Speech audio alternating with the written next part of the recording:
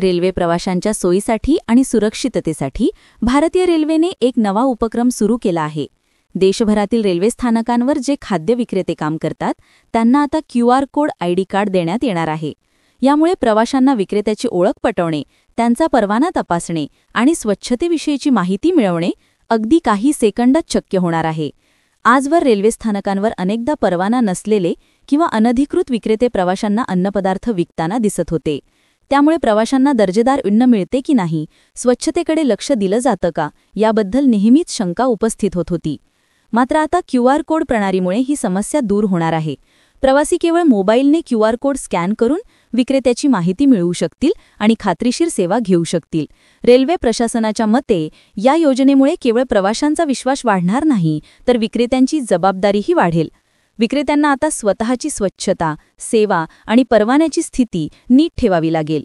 यामुळे अन्न विक्रीची पारदर्शकता टिकून राहील आणि प्रवाशांचा अनुभव अधिक चांगला होईल. या उपक्रमाचा टप्प्याटप्प्याने संपूर्ण देशभर विस्तार केला जाणार आहे. प्रवाशांना दर्जेदार आणि स्वच्छ अन्न मिळावे, अनधिकृत विक्रेत्यांवर नियंत्रण ठेवावे आणि रेल्वे स्थानकांवरील सुविधा अधिक शिस्तबद्ध कराव्यात, हा यामागचा मुख्य उद्देश आहे. त्यामुळे आता रेल्वे स्थानकांवर जेवण घेताना प्रवाशांना निश्चिंत आणि विश्वासाने सेवा घेता येईल. हीच या उपक्रमाची खरी मोठी जमेची बाजू ठरणार आहे.